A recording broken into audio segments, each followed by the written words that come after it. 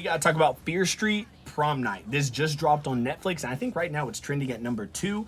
And I'll be honest, I loved it. I enjoyed it. It was a great movie, but if I'm ranking on like Fear Streets, this is definitely number 4 in the ranking because actually, let's talk about it. Before I critique the bad and talk about what they could have done better, let's talk about the good, because this movie does have a lot of good. First off, the premise, right?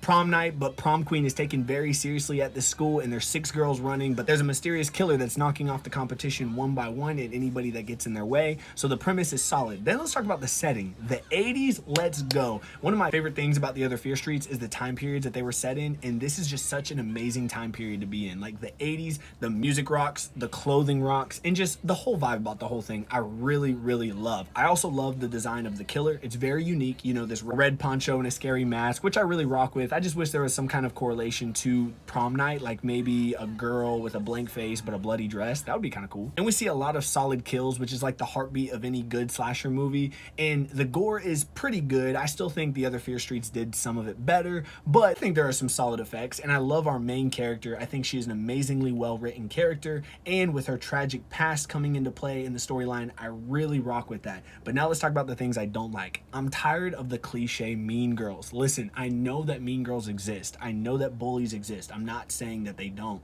but the way that they are played out, especially in horror movies and slasher movies, it comes off as cliche and honestly cringe sometimes. Like, not everybody is a butthole in school. Like, I believe that people are actually good people that make bad choices, and I feel like horror movies in general need to stray away from the stereotypical Mean Girls and come up with something new, something original, like having a good person who made a bad choice, or just having somebody that's so driven by insecurity that they treat people in manipulating ways.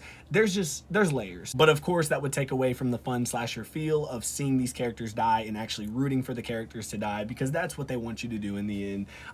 But yeah, it was a fun time. The colors of it, the pacing of it, all solid. It's a solid watch. Y'all go watch Fear Street Prom Night if you haven't already, and if you like content like this, let me know in the comments below. Follow for more horror content. I'll see you guys in the next one.